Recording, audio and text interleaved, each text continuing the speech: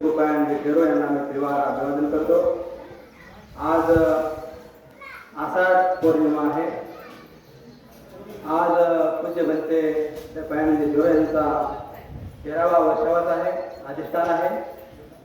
या वर्षावानिमित्त आलेले सर्व उपासक उपासिका तथा बालक बालिका सर्वांना सर्वप्रथम जय भीम नमो बुद्धाय।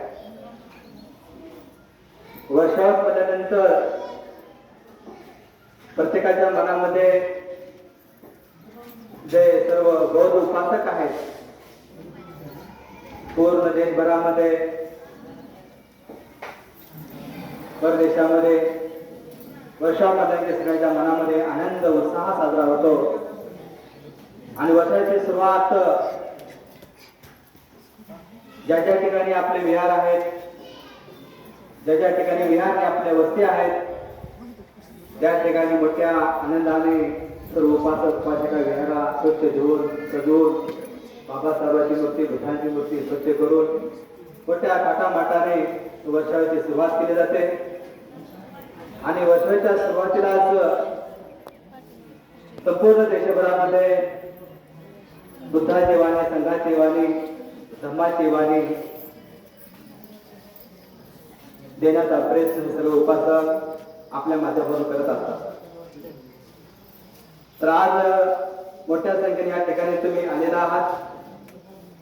बंदीजीने आता तुम्हाला सांगितले की ध्यानाबद्दल भरपूर तुम्हाला काय सांगितलेलं आहे ते सर्वांनी ध्यान करावं।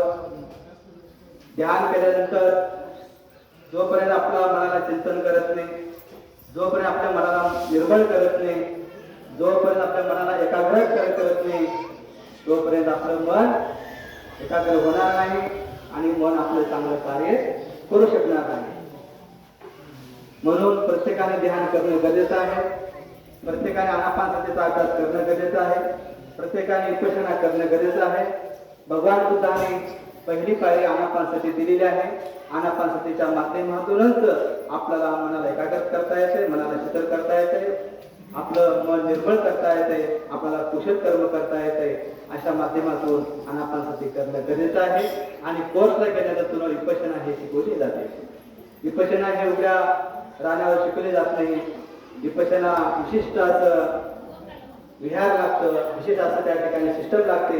त्या ठिकाणी विपश्यना हे भगवान बुद्धाची नीती आहे, त्या ठिकाणी शिकवले जाते।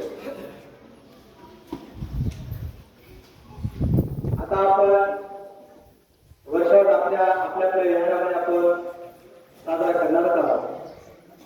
आता हे करत असताना बऱ्याच महिलांवर या ठिकाणी मोठ्या संख्येने आलेल्या आहात। तर वर्षावर जो उपसत जे आहे, अतिशय उपसत आहे, महिलांना नव्हे तर पुरुषांनी करावं लागत। पुरुषांनी करावं लागत, मोठ्या प्रमाणावर जे महिलाच करतात तर पुरुषांनी करावं लागत।